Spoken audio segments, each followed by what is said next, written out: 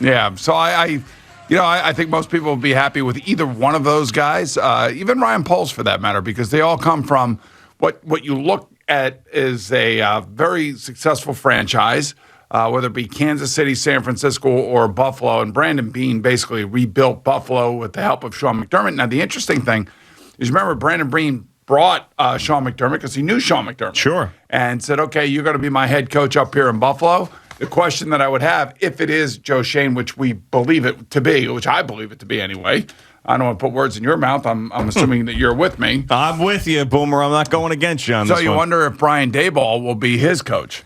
Yeah, and I said a couple days ago that I don't love that. And Shane I don't know anything about. I mean, we look at his record, of course, he's clearly qualified for the job, but general manager candidates we don't know a ton about.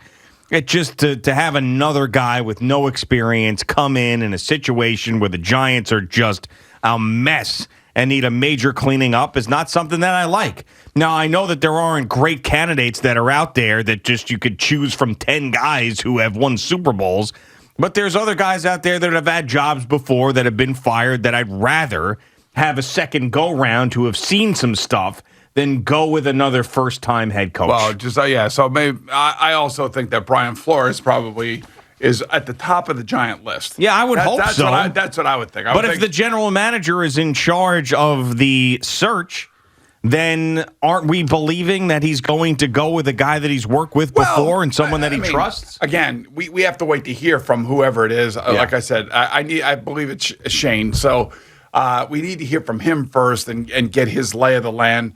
And I'm sure that in these interviews, I'm assuming that in these interviews, Giant Brass is asking him, what do you think of our roster? What do you think of our quarterback? What do you think we need to do here? And I believe that all of these candidates come in with a book of this is what everything we've done. This is what everything I've done and I've been a part of. And Brandon Beane, a couple of years ago, I was reading an article about Joe Schoen.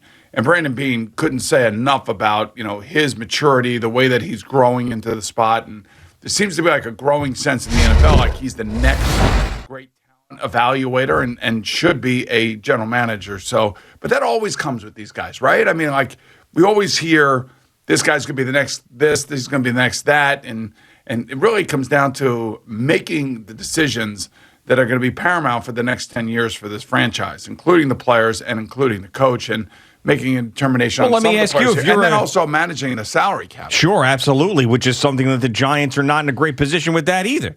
But let me ask you, if you come into this situation, you're a general manager, it's the first time you've ever done it, would you rather go with someone who's never done the job before at the head coach, or would you rather go with someone who's got some experience? I do believe that the NFL is incestuous. I believe all these guys know each other. They're always communicating with one another, and we'd be surprised just how tied in everybody is together. And they have mutual friends, mutual people that they know, and they rely on those friends to give recommendations. I'm sure Joe Schoen is one of those guys that has a number of people in the league that he has crossed paths with and has made deals with and has signed as free agents and agents out there that know him as an assistant general manager. So I would think they probably asked him his in the interview process his sense on who he thinks good coaches out there are. Now remember, this guy was hired by Parcells in Miami,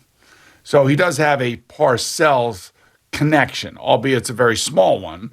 But I'm sure that Bill Parcells, at the age of 81 these days, would probably, if somebody picked up the phone and asked him, I would think would give Joe Schoen a very good recommendation. So I do believe that it is somebody outside of the organization, which I think most Giant fans want. They want a fresh set of eyes. That's right, fresh set of eyes. So I think that this guy would be, even if it were Adam Peters from San Francisco, either one of them would be more than qualified, I believe, to be able to take the reins over and get this thing moving. Because they got to start. They got to kind of get going here. Well, of course, because he's going to have to.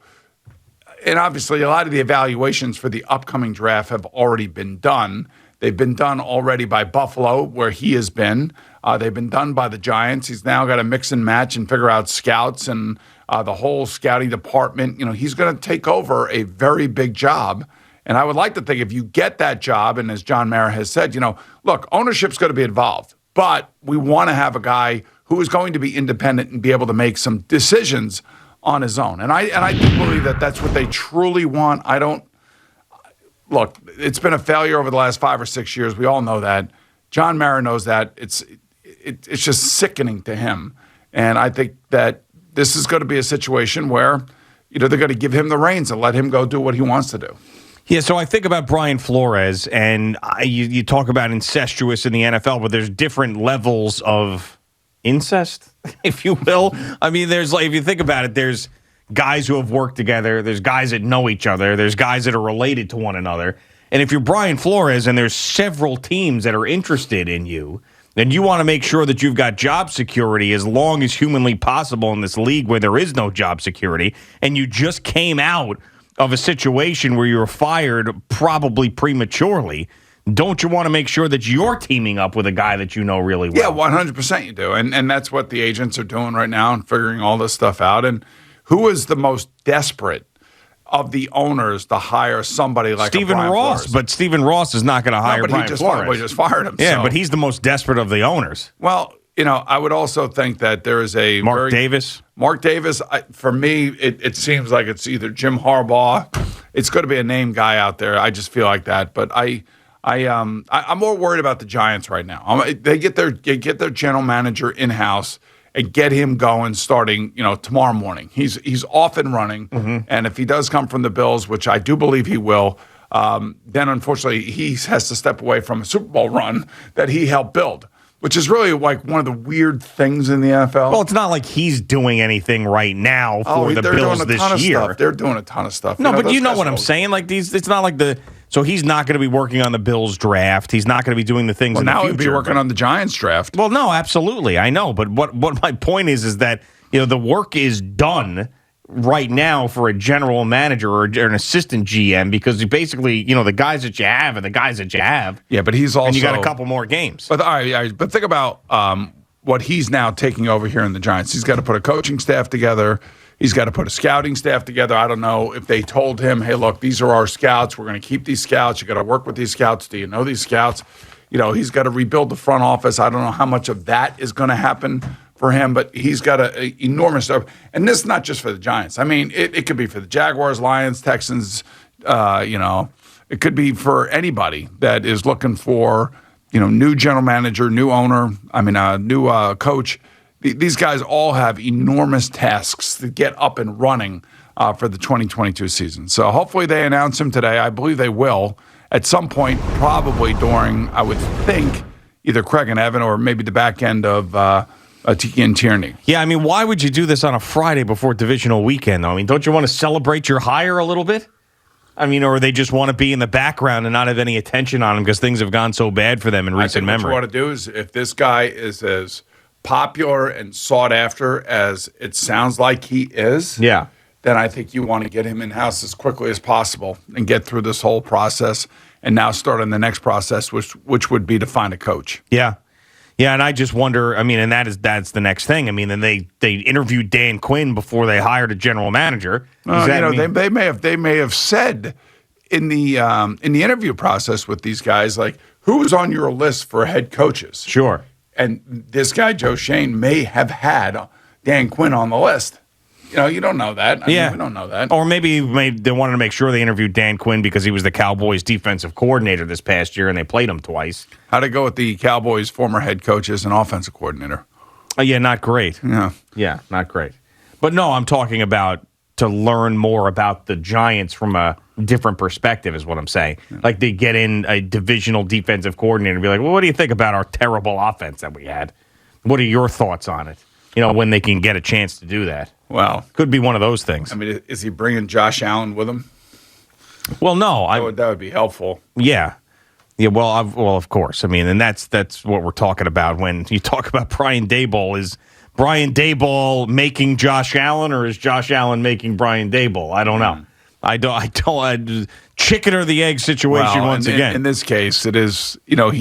They developed Josh Allen over the last 4 years. Yeah, he's gotten better every year, and he's become even more explosive than he was when he first started. Because the explosive plays in the beginning were because he didn't know what he was doing. And now as the game has slowed down for him and he's gotten better each and every year, now when he takes off running, he runs with purpose and he runs with an understanding of what he's seeing, and he's reacting naturally to all those things. So those are players are hard, they're hard to find. I would say that Josh Allen right now joins the big three and makes a big four, and Joe Burrow and Justin Herbert are probably just outside that at this point because they're just still too young to really figure out just how consistent they'll be. But, if you think Patrick Mahomes, Tom Brady, Aaron Rodgers, and Josh Allen. Yeah. They're right. He's right there with those guys. And that's why I expect on Sunday night it's going to be hopefully an unbelievable game out in Kansas City. It should be, and I've talked before about I wish this was the AFC title game and it wasn't a divisional game, and I'm sure the cliche out there, the winner of this game is going to go to the Super Bowl. I wouldn't be surprised. I do like Kansas City in the game. How about if you have Kansas City at Tennessee, and that would be a reboot of 2 years ago? Yeah, yep, absolutely. What was funny is Boomer and I yesterday hanging out, we were watching last year's AFC Championship game together. Yep. The All-22. That's what we do when we hang out. We watch football. Well, we watch football. We watch Knick basketball. Well, we put the Knicks on after that, but we were like, let's study up a little bit. Well, we had a nice day yesterday. I thought yesterday was a very relaxing day. It was. Went to go see our friend Lee up in North Salem, New York. Lives on a nice farm. It was like country. It was snow. It was beautiful. There was chickens all over the place. Chickens and rabbits and horses and lots of rescue dogs. How about the dogs? The dogs are the best. 6 rescue dogs in the house. They were awesome. It was a good day for you. Thank you for watching. Please like, comment, and subscribe. And don't forget to hit the red bell so you're notified when we have new content.